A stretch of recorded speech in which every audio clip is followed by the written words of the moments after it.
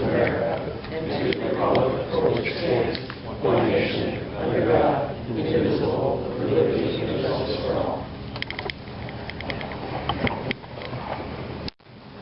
Please ask the council to introduce themselves. Starting with our right. Calvin Brown, District 1. Anthony D'Amato, District 1. Jody Sills Gagne, District 2. Dave Mills, District 3. Dave Pileski, District 2. Mary Fortier, District 3. Clerk Teresa Pat. Mayor Ken Cockayne. Item number 1.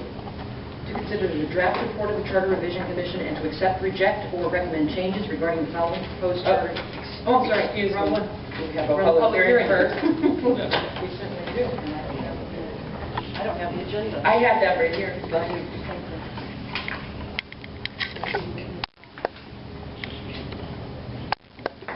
The purpose of the hearing is to receive public input regarding the following proposed charter changes contained in the Charter Revision Commission draft reports. Section 12, to require that council members remain residents and electors of their district during their term. Let me remind everyone that we're here tonight to talk about what's on the public hearing agenda. Nothing else. First, we have Jim Ficini. Did I say that right? Name and address for the record, please. 45 Oxford Come right to the public. I'm Jimmy Ficini, 45 Oxford Road, Bristol, Connecticut. And I'm basically here to support Calvin Brown on that move. You know, it just doesn't make any sense to me that an individual gets elected and for some reason or other it could be a critical situation and they move to another area, which they're not a councilman of that area. But they should, of course, be able to serve out their term, and then it becomes a question of if they want to run again, they have to run in their new district. That's all. It just doesn't make any sense to not have that provision that, you know, if we had that provision for a mayor and you move, you can't be the mayor anymore, it doesn't make any sense. That's all. Thank you. John Fitzgerald.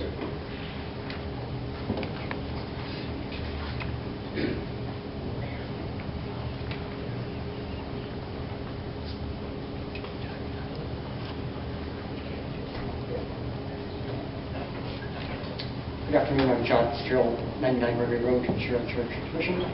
I'm just here, I think our reports are kind of self-explanatory. We asked to look at 4 sections, but conduct recommendations for 3 of those sections. Any questions about those sections, I'm happy to answer them. That's fine. What we can do is, as we take them at the council meeting, John, you're going to stick around, right? No, actually, I have to leave. I got 5:30. You do? Okay. Well, then if you have questions, ask them now. Is anyone else from your board here? No. Okay, so if you have questions, ask them now. I wasn't really prepared to have it go this way, but I do have some general questions, and I just have to find them in my packet here.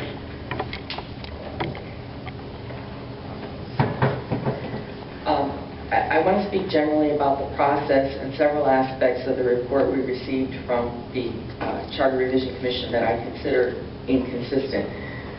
First, the report makes mention several times that no objections are made by the public to this recommendation, or, on the other hand, objections were made. And you seem to cite those as reasons why the Commission included things or left items out. But as to the district residency requirement for council members, no mention is made of what constituted the public comment. I would have appreciated a summary of the public comments that were received on that topic. Second, the changes to the residency requirements for the police chief are included in the recommendations, but not in the narrative that describes the reasoning process the Commission used to include that provision. I would like to know the Commission's thoughts on their reasons or their recommendation for the police chief's residency. And if they have reasons for supporting an expansion of the residency requirements for the police chief, why wouldn't the same reasoning apply to the fire chief? Thirdly, the 2 recommendations that have been made that address residency seem to be inconsistent with each other. The council requirement is a narrowing of residency for council members, yet the police chief requirement is an expansion of the residency requirement for the police chief. Besides it just being inconsistent, and I'm not sure where the reasoning came from, I think that that could be confusing for voters when those provisions, if they ever make it to the ballot, are on the ballot, because the whole voting yes, what does voting yes mean, what does voting no mean, when their opposites might be problematic. So those were my general comments, and I just want to look at my specific ones.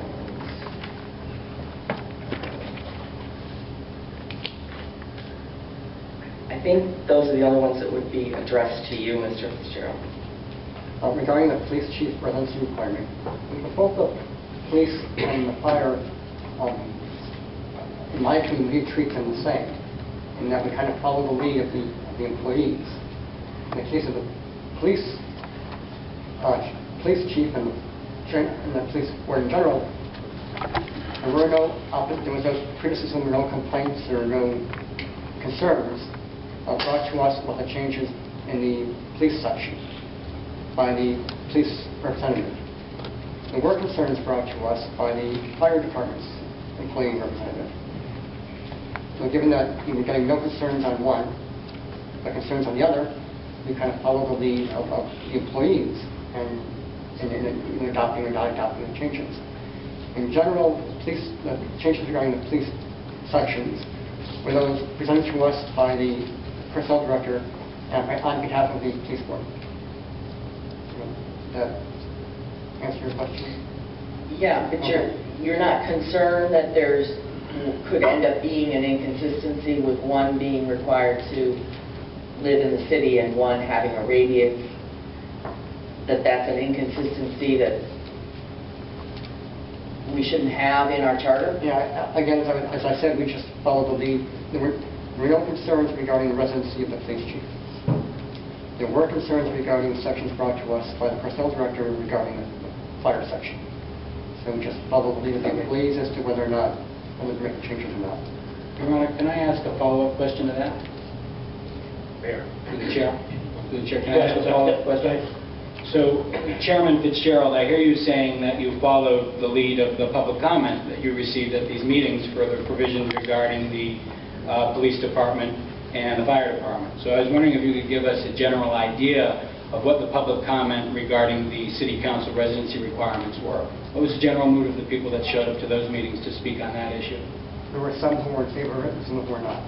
Some who were and some who weren't. Can you give me some more specific? Not about the minutes, I don't have them. Not without the minutes. Okay, good to know. So how come you made no mention of that in your report at all? That there were members of the public who did not support this proposed revision, and perhaps members of the public who did?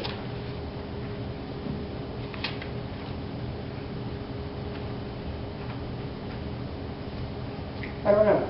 Would you- I should is it- have. Yes, I should have. I agree with you. In order to be should have. consistent, I should have said it for all sections. I agree with you. Okay, thank you for that.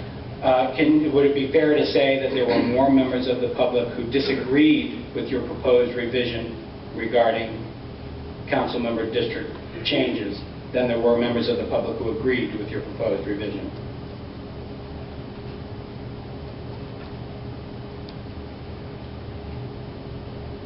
I don't recall more than 3 or 4 people addressing that issue at all. And I think 1 or 2 were supportive of the change, and I would say maybe 3 or 4 didn't. Okay. That's the best I can recall. Okay. And there was no large public turnout for any of these Hmm. questions. Okay. I have a question also about the fire department regulation and promotion section of the report. It says the commission also received several suggestions from members of the public for additional revisions to the charter. I'm sorry, that's section 3 of your report. I apologize. I'm reading here. The commission also received several suggestions from members of the public for additional revisions to the charter. The commission concluded that it did not have adequate time to research and consider the proposals. I understand you were certainly on a time limit, but I'm wondering if you could give all of us a little bit of information as to what some of these several suggestions from the public were. What was the public asking you to consider? There was 1 to currently you folks set your salaries. There was 1 suggestion we take that away from you, and give it to the Board of Finance.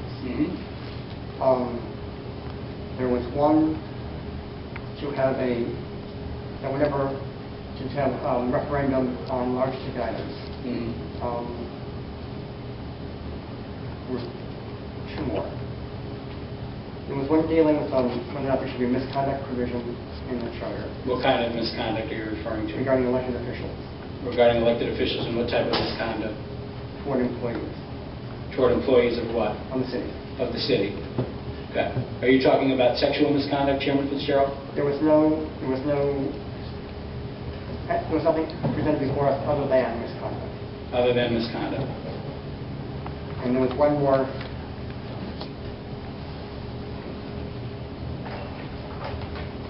I can't remember what that was at the moment. Thank you. Chair. Can you, as far as the council position, what was your rationale for suggesting that it happen now instead of at the next election? I think because we elect by district, it was felt that the council person should continue residing in that district during the course of his or her term. It should happen now. And if the people feel there should be a change, the change should happen now. And if they don't feel it needs to be changed, then it doesn't need to be changed. Any other questions?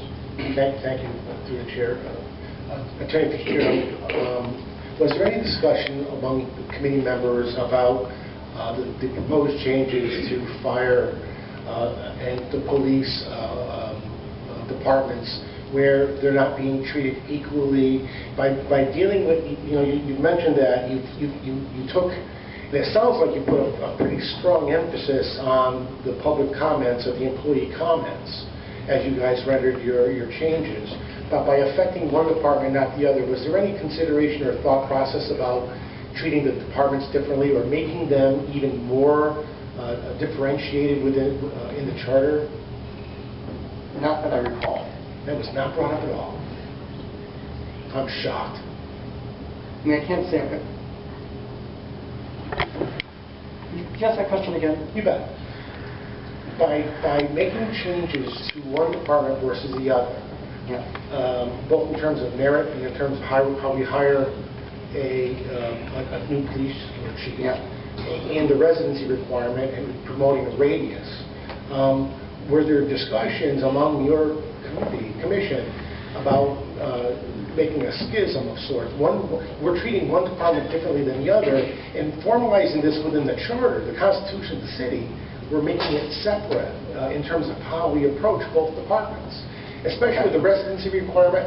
And as a follow-up to that, Attorney Fitzgerald, the general public took this issue on. I think you and I were on that charter revision, by the way, regarding residency requirement. And it went to the electorate and was voted by the electorate. Was that part of the discussion? Did you inform your committee about the history, and did you guys discuss those elements? Yes. Doing your last question first. Okay. Yes, we did discuss it. It was on the ballot before, and then it lost on the ballot before. And that particular provision, the vote on our commission was 3-2 to recommend the change.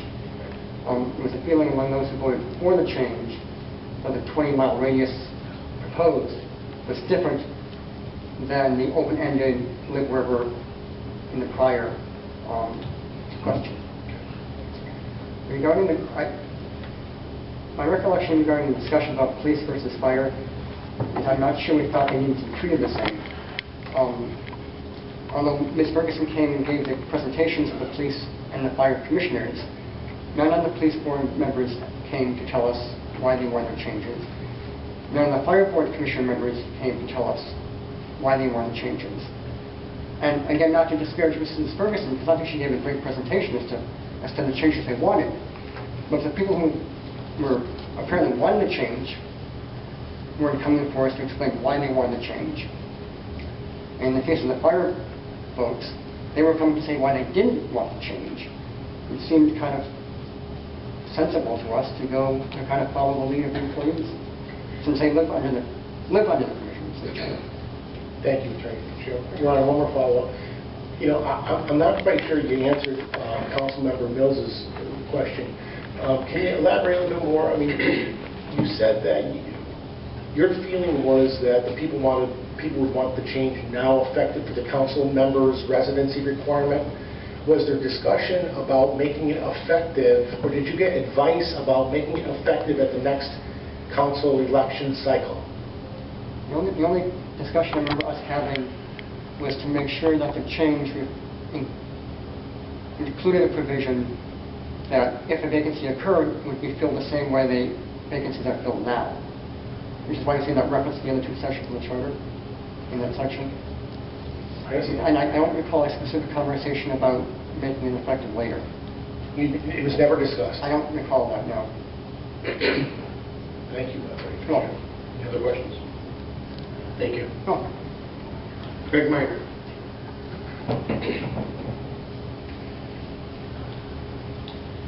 Craig Miner, 88 Anderson Avenue. Actually, the question I came to ask follows up on what Attorney Fitzgerald was talking about, the effective date of this proposed change.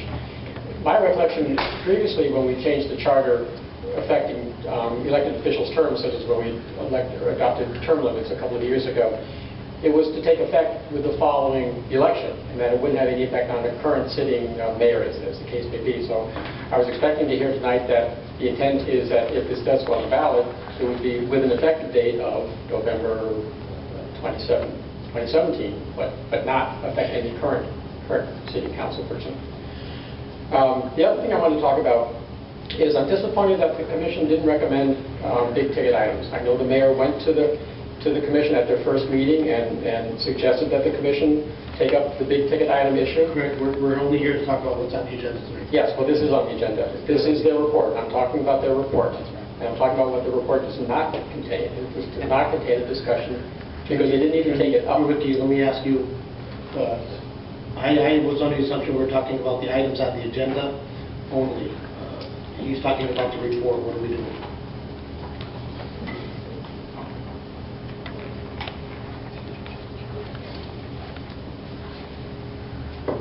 In general, I think, Mayor, the question that can be discussed is what the report entails and what it includes.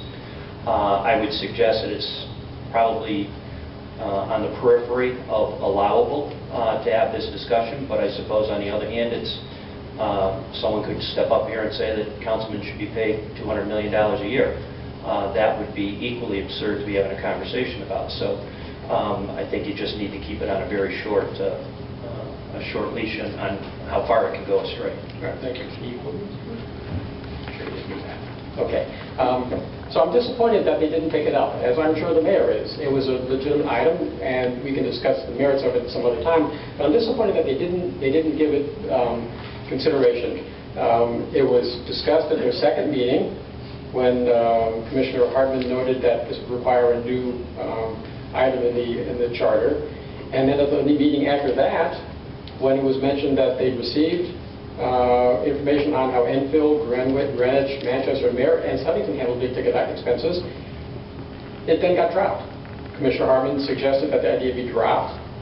There was no discussion, and then it was dropped without a discussion, without a vote, without any process at all. And I think that was disrespectful to the mayor because he had asked them to consider it, and disrespectful to the voters that they didn't even consider it. Thank you. Thank you. Denise Lucci? Am I saying that right? Lucchini. Lucchini? Okay, I'm sorry. Isn't that bad?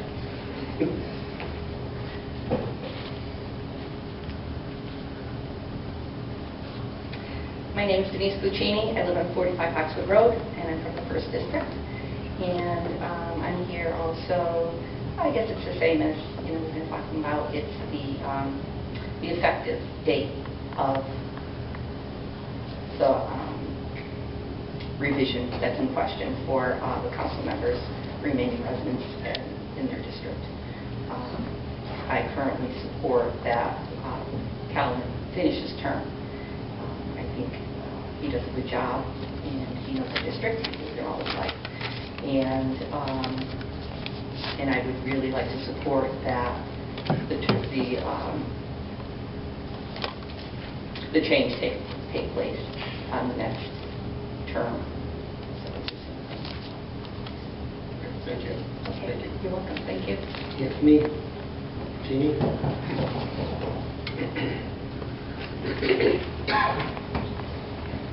I'm Anthony Puccini, and I'm here to support Calvin Brown, also being able to finish his term. in the district that he's in now, even though he currently lives in a different district. And basically everything else that my mother said. That's it. Thank you. Thank you. Tom Doyle. Senior. Whichever one who wants to go first.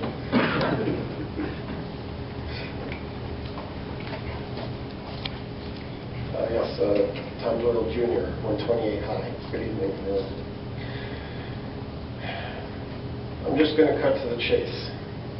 As far as I can tell from all these proposed changes to the city charter, they're only going to directly affect one individual in this entire town. Not the current police chief or the current fire chief, only one city councilor, Calvin Brown, who it sounds like is going to be removed from office after this revision goes into effect, even though he actually didn't do anything in violation of our current charter. The people in this town don't normally get to make any direct decisions for the town, but we do get to vote on councilors every 2 years. He was voted in for another 2 years, and people of this town should be able to choose a successor at the next election of councilors. He shouldn't be forced out of office beforehand by any kind of a partisan rule change. I think it's wrong to make a change to the charter in this manner. Thank you for listening. Thank you. I'm Senior. Is that you? I can't read the writing. 181 Sherwood? Yep.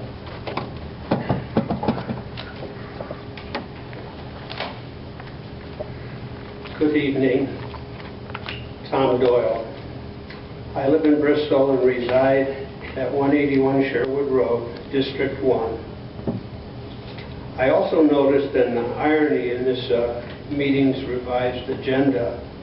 We're probably going to allow a department head to reside in another city, but we won't allow a councilman to change his residence, no matter the circumstances.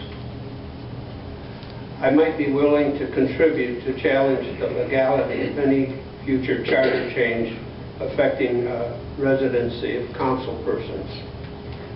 I also wonder if our council person has considered the possibility of bilocation. You can own property in one district and live elsewhere, or divide your residency up. Thank you. Thank you. Deb Sher.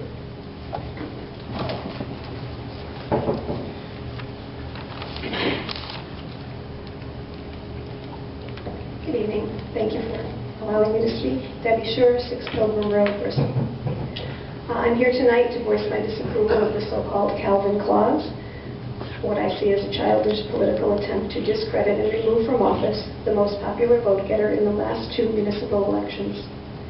Taken at face value, this was just plain bad politics. What makes it all the more disturbing is that this Charter Revision Commission wasted precious time on this foolishness when it should have been spending that time drafting language that would have addressed the serious problem of charges made by a city employee against an elected official. Our charter has no provisions for such a situation, and this should have taken priority. Politics over priority is never a good approach to governing. And as I was preparing my notes last night, I was reminded of something Councilwoman Zils Gadney said recently, and I believe Councilman D'Amato also touched upon the topic of being positive towards Bristol with no negativity. So it is in that spirit I will join you and say that Councilman Calvin Brown has been one of the most positive examples of what is good in this city.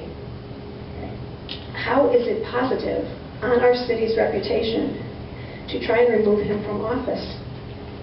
How is it positive to cause the taxpayers to have to pay for a special election for this political folly? Throughout all of this, his position and his posture has been stellar. He is half the age of most of his detractors, and yet he has been bright, intelligent, and honorable, and a breath of fresh air for our city.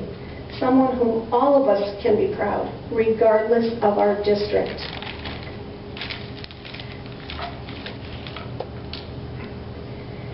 It is in the face of all this foolishness, Calvin, that you have actually tried to do the job for which so many of us have elected you. So as a very positive and grateful taxpayer, I thank you for conducting yourself with dignity, strength of character, and a wisdom that seems to be lost on your detractors. I certainly look forward to you finishing out your term with positive optimism, and you will continue with your concern for all of the issues that affect all of us in Bristol, because every vote that each and every one of you make affects every one of us in every district. Your posture as a public servant, as opposed to that of a politician, throughout this debacle is something of which all Bristolites can be proud. And to each of you, please do not allow the political folly of the Calvin Clause to be your legacy on this council, because it will be. And understand this, please. When we as taxpayers do not agree with your politics sometimes, it does not mean we are negative about Bristol. It means we are informed. Good public servants appreciate an informed electorate. Politicians are threatened by it. That is the difference. I urge each and every one of you to be a good public servant and just turn this down. This is wrong for Bristol. It is bad for our positive image that you are trying to portray. Thank you. Thank you. Michael Duckdale.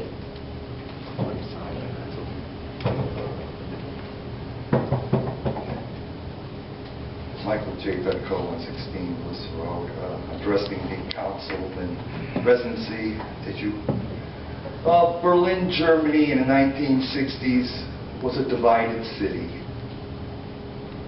I don't view Bristol should be a divided city where we have a northwest, a northeast, and a southern sector. I think the councilmen, when they accept their position, if you do go to another area of the city, you still know you have obligations to take the phone calls from your old area. And you know, this is only for 2 years.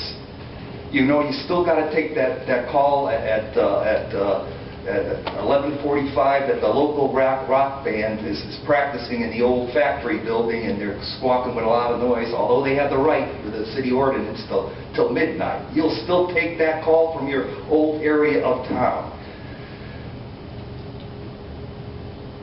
In high school, oh yeah, you're dying for Bristol Central to win or Bristol Eastern. Once you get out of high school and you look back at everything, it's still Bristol. It's just a good game, and it doesn't really matter who wins.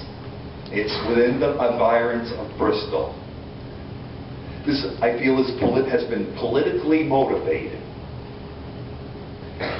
In the past, Bristol has practiced ruthless practice of eminent domain. In this clause, suppose a councilman, his house is eminent domain. He's forced to get out of the house and to another part of the town. Or if where he lives is condemned. That's not addressed here. That's out of his control. That's not his wishes. That can happen. This is needless legislation. You're only a councilman for 2 years. I feel you do know if you move to a different district, you still have the mentality that I owe everything to my old district until I finish my term, whatever happens. So this is needless legislation involving the council residency. Okay, thank you. Thank you. Chris Zayas.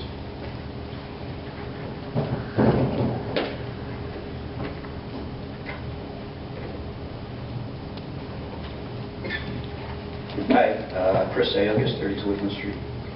I just wanted to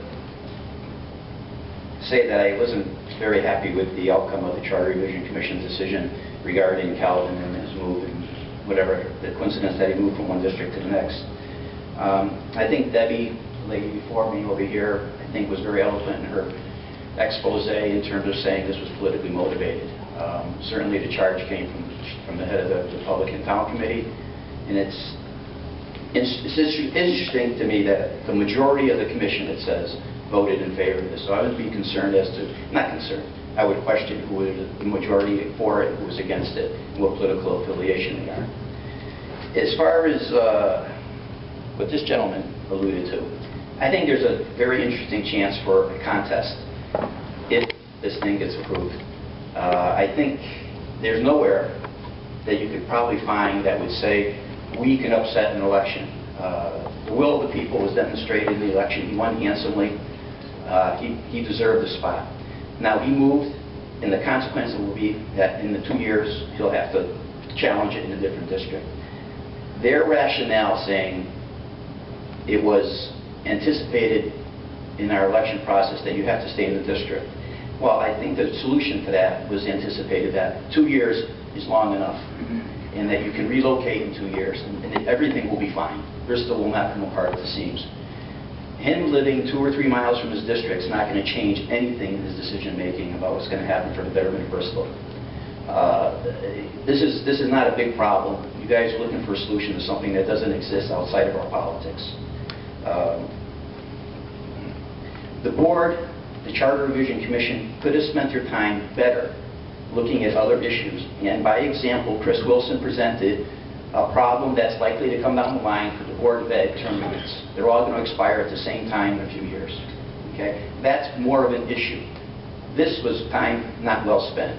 And if you approve this to go forward, you will jeopardize a situation that will get challenged, and it's a one-in-a-lifetime situation. I mean, I've been involved in politics for 35 years. This is a one-off. Okay? It doesn't often happen, and it wasn't anticipated. It wasn't designed. So I would just let this one go by the boards. Thank you. Diane Ferguson.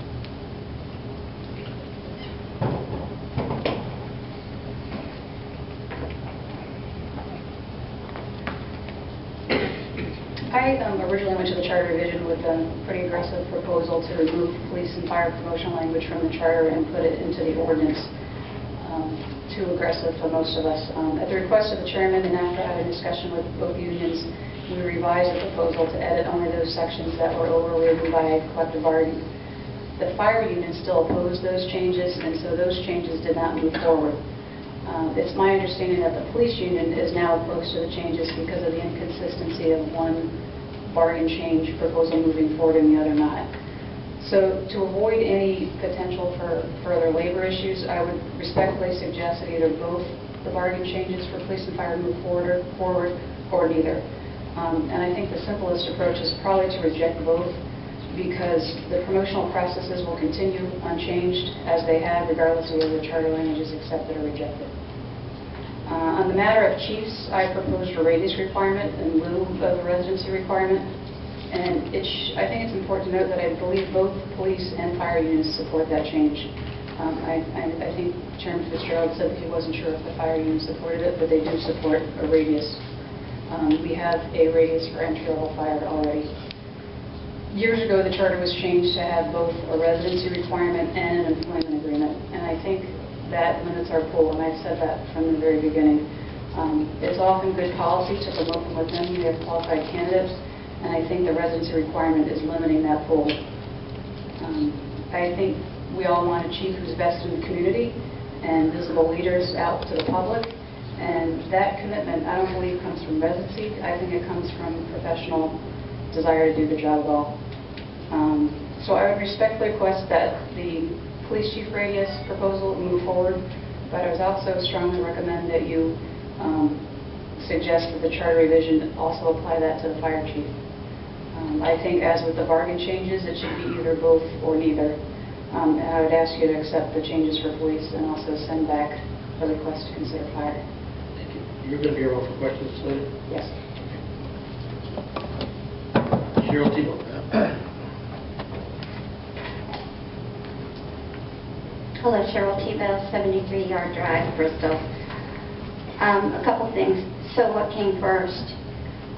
With the election, I think the voters should have been informed that their potential counselor was anticipating a move out of district. It lives with the spirit of transparency and communication to the people you feel should be you should be representing. That said, I would be very distraught if one of my council members did not live amongst me. I feel that it ethically broke a trust and spirit of representation. And I think that there was enough time closing house. I wasn't party to anything, but I think the voters could have been informed before the first vote was cast. That said, however, I would not be in favor of vacating a counselor out of their current position right now because the charter does not address that. So I would support this being postponed till and enacted with the next general election. The charter didn't address this. It will now, and I think that it would be very clear that a counselor should remain in the district that they represent and walk among them and be part of the thread of that community. So that would be my thoughts on that. There was some talk today about the charter addressing alleged misconduct, or sometimes I like to call these witch hunts. I find it very, very distasteful that to make hints of impropriety by members of the general public and even by members of a council. There are general laws in our society that address behavior between employers and their employees. So we don't need those in the charter. And many members that have brought this issue up know that there is indeed investigations going on that are supported by those laws. But to put them in the charter and every time they turn around drop hints that there's impropriety going on, I find distasteful, and it just doesn't belong in our community. So let's stop the gossip monging and wait for true facts to come out. Thank you. Thank you, Sharon. And that's all the public matters we have. Through the chair, I do have a letter from a constituent. May I read that because they couldn't make it here? Yes. Thank you. Have trouble with my microphone. Dear members of the Bristol City Council, I am happy to have Calvin Brown as our representative on Bristol City Council. Calvin has been a longtime Bristol resident, lives and owns property in Bristol, went to school in Bristol, and has family and friends in Bristol. Mr. Brown has demonstrated his desire to work for Bristol and the people of Bristol by running for elected office and steadfastly performing the duties of that office. Calvin has been easily accessible when I have contacted him on a couple of occasions with concerns, questions, or comments about happenings within the city. I have always received a prompt, polite, informed reply to my comments to him. I know there is discussion on whether or not it is proper for a representative to not live in the district that he or she is elected to. It would be best for each district's particular representative to be very familiar with the people, living conditions, schools, businesses, and goings-on of the district they are elected to represent, as well as familiarity with the entire city of Bristol. Living in the area is one way to do that. I am quite certain that any intelligent, committed individual who is intent on serving the people of Bristol would be willing and able to educate themselves on any and every section of Bristol, should the need arise. I don't agree with the idea of retroactivity or currently applying the talked-about charter residency requirement revision to Mr. Brown as regards to his particular situation. Mr. Brown was elected for this position. The current charter states that he is allowed to maintain his position as our representative. That is the rule he was elected under, and as such, that is the rule that applies. I'm wondering, for example, what if someday no one in my district chose to run for the position of our representative? I would rather have a quality representative who lives in Bristol, anywhere in Bristol, represent me than to have no representation at all. I firmly and sincerely support Calvin Brown as our representative. Mr. Brown has the passion, drive, knowledge, commitment, and vision to lead our district and represent us, whether or not he is still living in this area. Calvin has always impressed me as someone who is a leader. He is comfortable talking to people, takes his position seriously, and let's face it, Calvin has a spark, a little je ne sais quoi about him that says that he is someone special and unique. Calvin is what Bristol needs. Calvin has always had my vote, and I would enthusiastically vote for him again to represent me. Sincerely, Kathleen Karen Vaughn. Thank you. Well, we'll now close the public hearing. And call to order the special city council meeting dated Thursday, June 30th. Item number 1. to consider the draft report of the Charter Revision Commission and to accept, reject, or recommend changes regarding the following proposed charter changes and to take any action as necessary. And the first one is Section 12. I would actually ask the council vote on each one. I was just going to say, just report to the back. Mhm. Yes, please. Section 12, to require that council members remain residents and electors of their district during their term. And, Need a motion? yeah. I'll move. I'll make that motion. And which motion would you accept, reject, or make changes? Reject. I would second that. Okay, motion made and seconded. Discussion. Yes, Your Honor, if I may. There's been some issues brought up tonight that were interesting about this being a political process. Let's take the name out of this whole thing, okay? Take any one of the people that are up here. And I think if the situation happened, and it did happen, I think it had to be addressed. I think the question that needs to be addressed now is when does it happen? Is it retroactive or does it come to the next election? And I think that's the question that has to be answered. I definitely think it had to be addressed. I think it has to be part of the charter, and I believe that it's something that we need to discuss. And as I said, taking the name out makes it a lot easier. This is the reason I propose that we reject it, because I believe that it should be the next election, not the election coming up. Any other discussion? Yes, Your Honor. I would just like to thank so many of the members of the public who have come out to speak on all of these proposed revisions to the charter. I want to talk about a couple of points on this particular item at this time. And I'll try and tick them off in the order that I think they're relevant. So first, let's talk about the spirit of the charter. Well, the charter does have a provision that says candidates for municipal office need to be nominated from the district that they live in, and then they need to be elected. And the charter is silent on what specifically happens if somebody moves after they've been elected from the district that they were elected in to represent, to a separate district within the municipality. And as has been mentioned, that really only happens once in a lifetime. But it has happened before in the city of Bristol. And the decision approximately 40 or 50 years ago in the city of Bristol was that, well, in an instance where a councilor moves from the district they were elected in to a separate district, that councilor gets to finish their term. And if they want to run again, they're going to have to run in the new district. And that precedent has held all the way up until this year, when we've come at the crossroads again. And we have an opinion from Corp Counsel on file that says Councilor Brown can finish his term. And if that didn't sit well with certain people who would prefer to see me out of office for any number of potential reasons, the solution was, well, let's just change the charter again.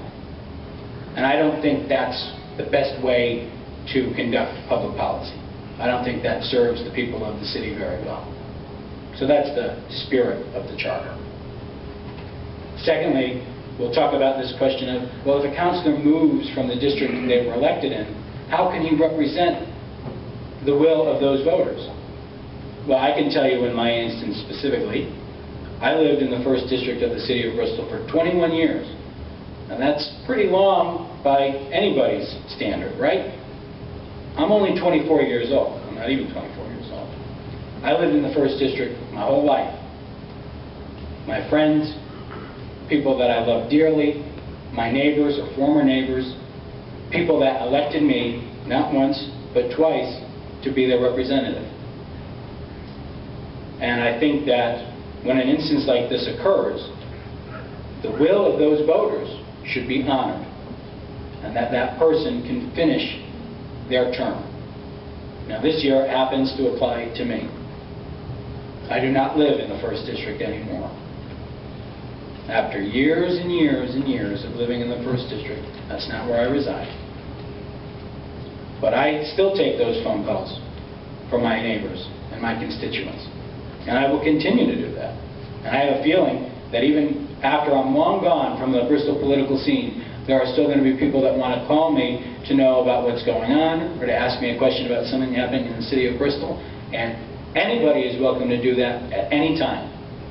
Because just like you, I'm committed to Bristol's future and a better city for all of us. Doesn't matter where you live. And that's the will of the people that I'm talking about. I was elected twice, by no small margin.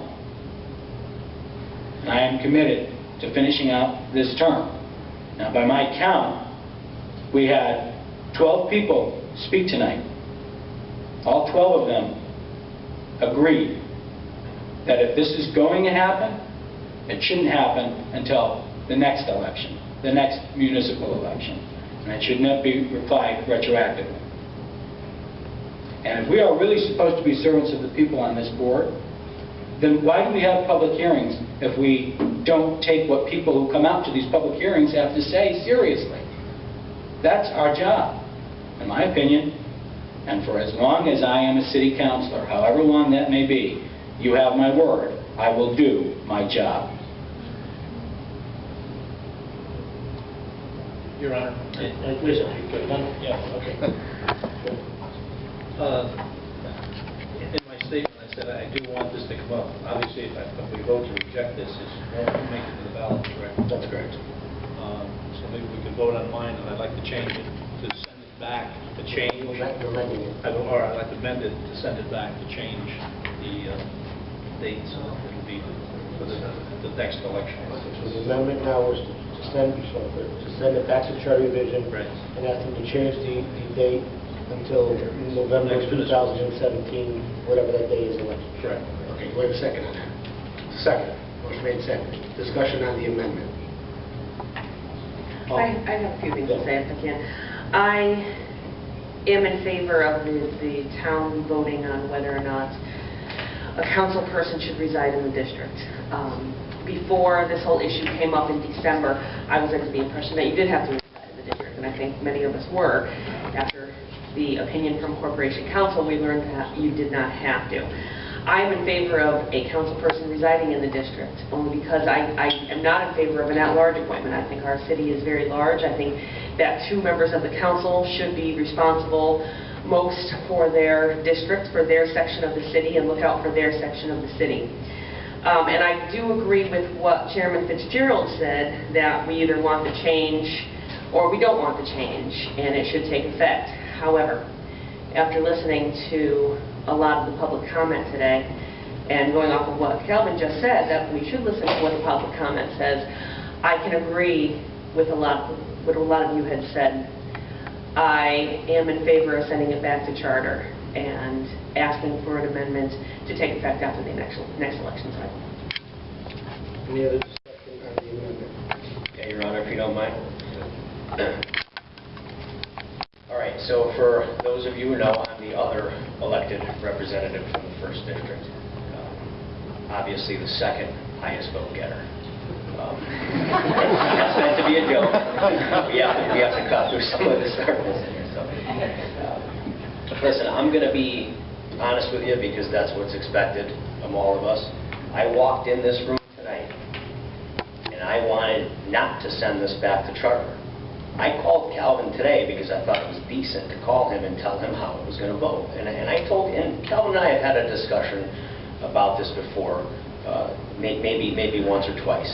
And I voiced my opinion about, and this is my personal opinion, that I didn't like the way the situation folded out.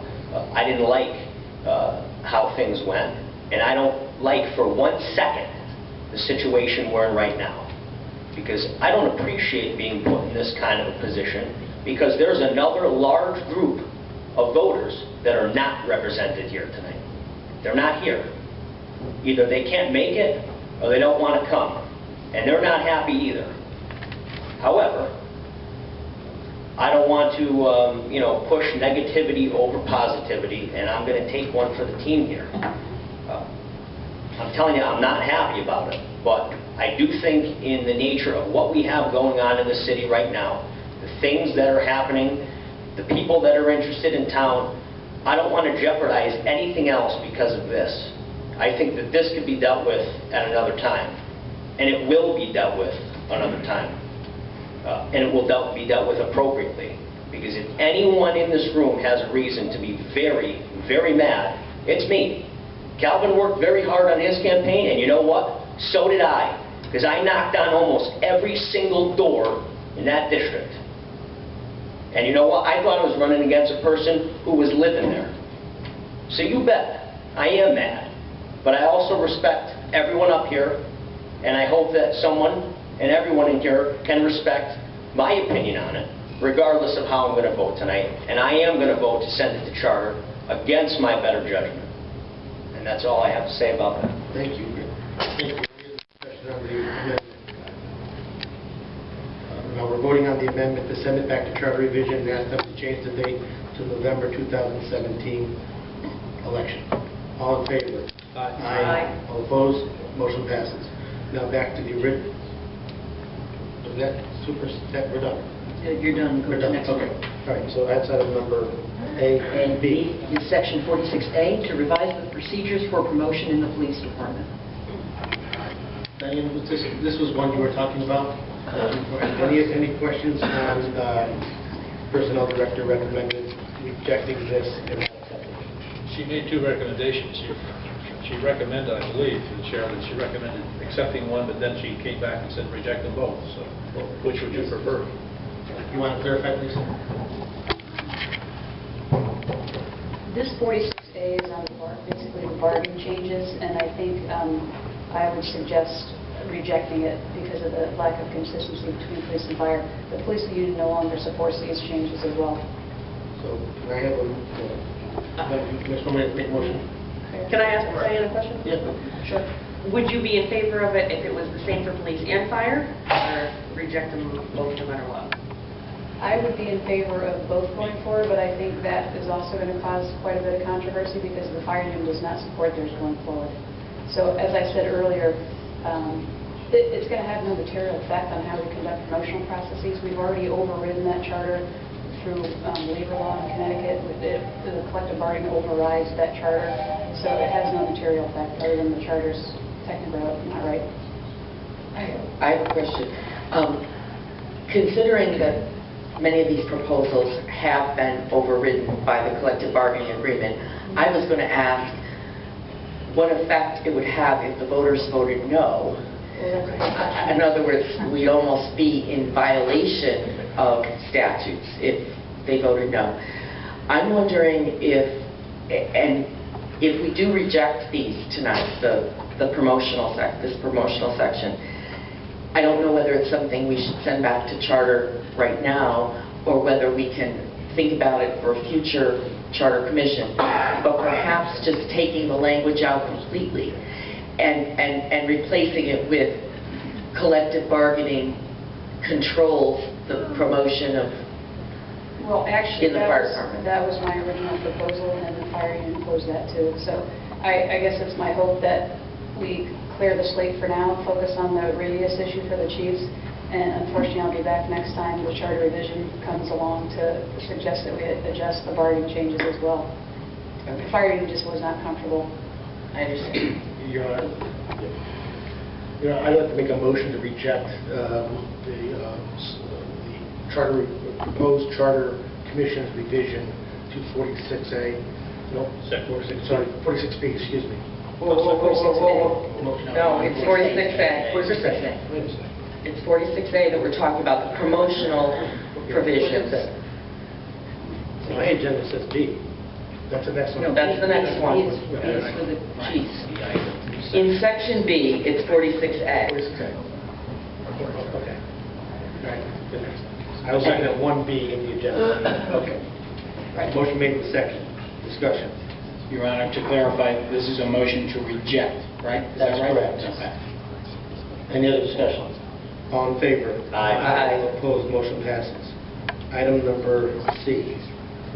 Section 46B, to revise the procedures regarding the recruitment and examination for the chief of police and eliminate the residency requirement for the chief of police. Just, you want to just go over this one more time? Well, again, my recommendation, as I said earlier, is to accept the proposal to have a radius for police, but also send back to charter revision a recommendation to have a radius for the fire chief so that there's consistency between the two chiefs. It's not right to have one chief have a residency requirement and another not. Yeah, Your Honor, I'll make a motion. I make a motion to accept the charter revisions, proposed changes regarding the police chief, and also request that the charter revision recommends the application of the radius requirement to apply to the fire chief. I'll second that. Motion made, seconded. Actually, then you would have to do it as a change only. You don't accept one side, you send the change back. Send it back. Send it back, you accept it or reject it. Would you amend Send the it back motion? for the change. Yes, yes. Amend it to change to that, finish the last sentence, whatever you said in the last one. Amend the radius requirement to the fire chief. Do I have a second? Second. Motion made, second, discussion. Yes, Your Honor. Just quickly, I remember being, Dave, were you the head of the? Let me say eight before that. Go. You're up. Anyway, as I recall, in changing it before, there was when a chief was selected, they were selected for life, I believe, aren't they? That's correct. And what we did is they came up with a 4-year contract, I believe, 2 or 3 years ago. Prior to that, they expected the chief to live in the city. What they said was, when we made that change, is that we didn't expect the person to move their residence if they were going to have a 4-year contract. So that was the rationale behind the change before. So it went from lifetime to 4 years, and that was the reason. Also, obviously, with communication the way it is now, it's much easier to get. On the other side of the coin, many people thought that all department heads should live in the city, so that they have some skin in the game when it comes to many things that happen in town. So that's both sides of it. Through the chair. Mayor, one of the things I think we need to note is that the last time this went through a general election, it was overwhelmingly voted by the voters to mandate that the chief lives in town. And I think in the discussions I've had with fellow council members, I think in theory, if in a best case scenario, we would want all of our department heads to live in Bristol, to shop here, to go to church here, to mingle, to be part of the community. But I don't think that that's part of our modern recruiting process. And I think when we sent it to the electorate last time, it was all or nothing.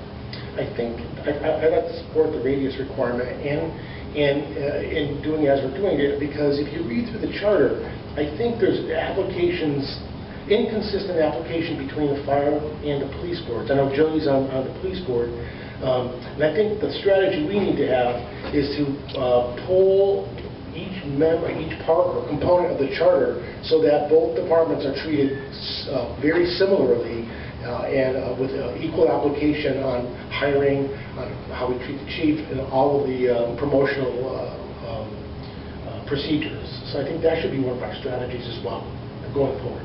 Thank you. Any other discussion? Yes, I would like to say I am not in favor of the radius requirement. I understand that with communication the way it is today, it's not necessarily to respond to an emergency, but I'm one of the people who believe that department heads should be vested in the community, should live here in town.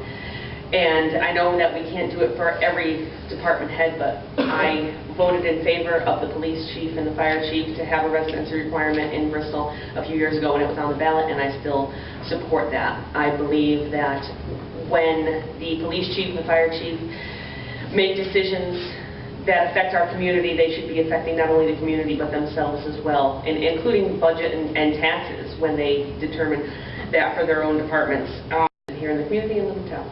Any other discussion? Yeah, Your Honor, with regards to radius, I'm in support of the radius. I used to be of the opinion that you should live in town. But however, times have changed, situations have changed, the times we live in have changed. I think it's important that we're able to pull from, as the personnel director said, a larger pool of applicants. There very well may be a man or a woman that is exposed to certain situations that they can't possibly be exposed to in Bristol, that will allow us to increase our knowledge base per se. So I think it's important for us to grow our pool of applicants. I just think it's a good practice because there are qualified people, definitely within each department, without a doubt. But there are sometimes leadership abilities found in other cities and other municipalities that our people in our departments can benefit from. So that's why I'm going to support the radius. Any other discussion? Yes, Your Honor. Quickly, this is a difficult one because, as has already been mentioned, this whole situation about where the police chief is supposed to live is already something that's been clarified by the public through charter revision. So to have it before us again, what, 2 years later, or 2 or 4 years later, it seems, again, like strange policy. From a personal point of view, I tend to agree with Councilor D'Amato that I could see it being acceptable for chiefs to live within a radius. But looking at it strictly from a public policy point of view, after the voters did weigh in on this just a few years ago, try and change it again now, or to put it back on the ballot again now with different language or under a different set of circumstances, doesn't seem like particularly good policy. So I feel conflicted between what I think personally and what I believe the will of the voters should be based on how they voted just a few short years ago. So I have really no choice but to reject this radius proposal for those reasons. Any other discussion? Just one more thing very quickly. Obviously, any of these things that go on the ballot need to be explained to the public somehow. Somehow we have to be able to get the information to them so that they can make an intelligent decision rather than just go in and, oh, gee, what do I know, yes or no? I mean, most people who go into the ballot box, they have no idea. The first time they've seen them is when they go into to the voting station. So I think it behooves us to get the information on what we're trying to do. Agreed. I will mention to you that explanatory text has been created for every charter revision in the past 25 years. I understand that. It's just that people don't read it. Yeah. So, you can lead a horse to water. Any other It doesn't. discussion? I might as well weigh in since I think everyone is.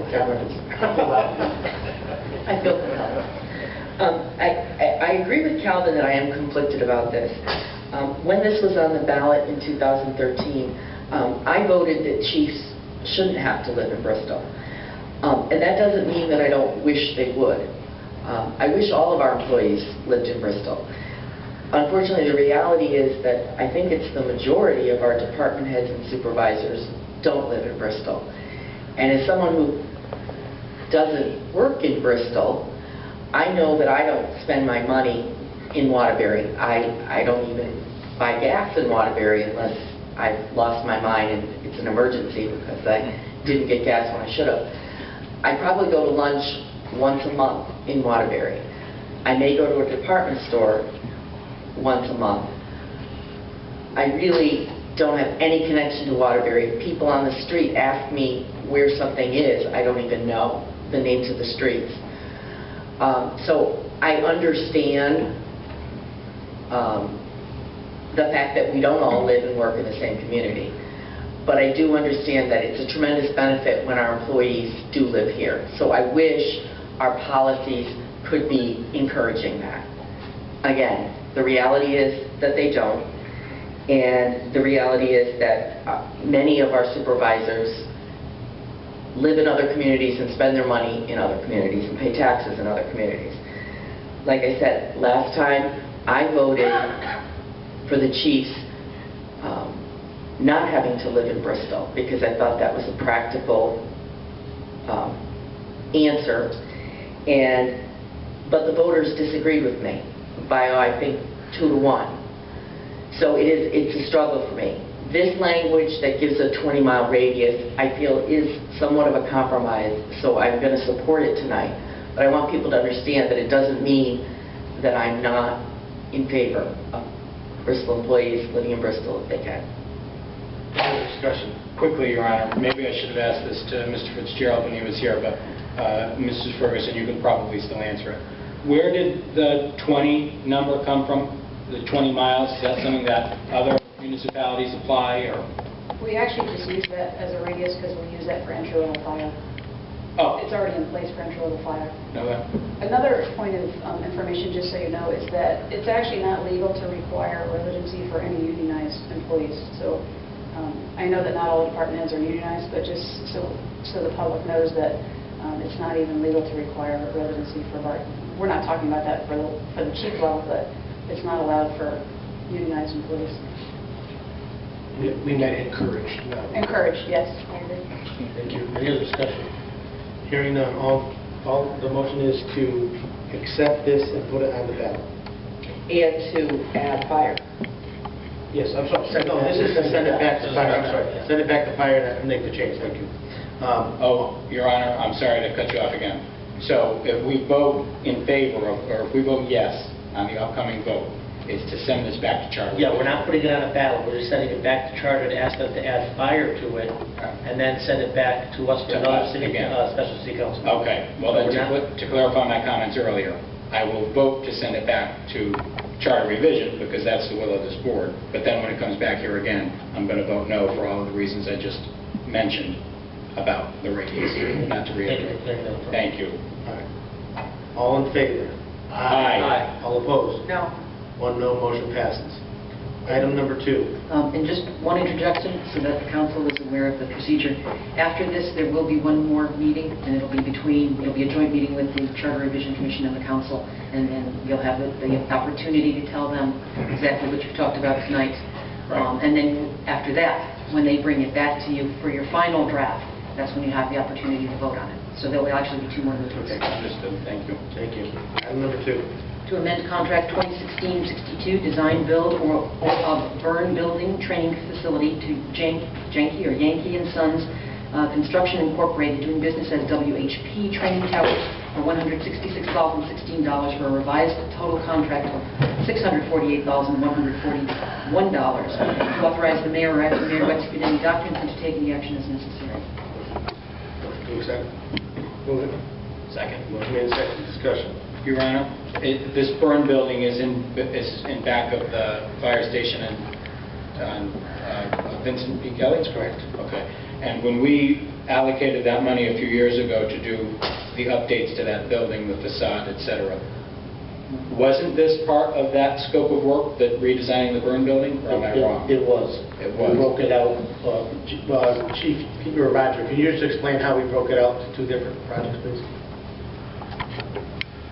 Yes, basically we had a budget of $6 million for the renovation to the fire fort facility. Correct. And on the fire fort facility, as it was prior to us doing our renovations, we did have a structure on there specifically designated for training purposes for burn building.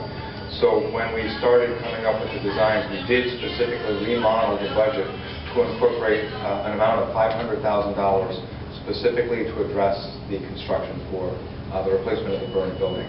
And that went well. We managed to get a number that falls within that $500,000. Okay. We had to cut significant corners in order to make sure that we stayed within that $500,000 to make sure that we met the budget guidelines. We are now at the position that we are much more comfortable. We're coming out of the construction project where we've got a great handle in terms of the costs. The chief approached the building committee and said there are some specific revisions that in order to make the building much more practically usable for the fire department, I would recommend that we do. And the building committee endorses that, and that's why we're here tonight, to make those changes. We've asked you to do this in a more timely manner so that we can get right on the ground before they actually start moving forward with the construction. That makes sense. So we're not looking for new money, we're just looking for approval to spend money we already approved. Thank you. It's within the existing appropriation. That's what I was looking for. Thank you. Any other questions? All in favor? Aye. Opposed? Motion passes. Item number 3. To introduce amendments to the Bristol Code of Ordinances, Section 16-1, Veterans Memorial Park and Boulevard, to waive the reading of the amendment, schedule a public hearing for July 12, 2016, and to take any action as necessary. So moved. Second. Motion made, second. Discussion. Hearing none, all in favor? Aye. All opposed? Motion passes. Item number 4. To introduce amendments to the Bristol Code of Ordinances, Section 17-43, Special Event Licenses, Waivers and Exemptions, to waive the reading of the amendment, schedule a public hearing for July 12, 2016, and to take any action as necessary. Second. Discussion. Motion made, second. Discussion. Let me say that this issue was brought forward probably 3 weeks ago. It has to do with the food vendors. It came to my desk, and I have to say, between the 2 days, Dave Plesky got right on top of it, and I can honestly say, I don't remember an ordinance moving any quicker through ordinance than this one, so you guys did a phenomenal job, along with Tony as well. Great job. May I say, we appreciate that, but I got to tell you, kudos have to go to Attorney Conlon in the Corporation Counsel's office. He was spectacular. It showed how teamwork works. It was great. Great work by everyone. All in favor? Aye. Opposed, motion passes. Item number 5. To amend the motion approved at the June 14, 2016 City Council meeting regarding acceptance of the offer from Alex Simoni for 165 Hill Street to instead convey the properties to Alex and Sons Group LLC as assignee of Alex Simoni and to take any action as necessary. Second. Motion made second. Discussion. Your Honor, to clarify, and we can kind of do both items right now in terms of my point of information, that Just a legal name change. that's all this was? That's all. Okay. Yeah. Okay, Yeah. good. Any other discussion? Hearing none, all in favor? Aye. All opposed, motion passes. Item 6. To amend the motion approved at the June 14, 2016 City Council meeting regarding acceptance of the offer from Alex Simoni for 312 Oakland Street to instead convey the properties to Alex and Sons Group LLC as assignee of Alex Simoni and to take any action as necessary. So moved. Second. Motion made second. Discussion. Hearing none, all in favor? Aye. Opposed, motion passes. Motion to adjourn. Move it. Second. Motion made second. Discussion. Hearing none, all in favor? Aye. Opposed, motion passes.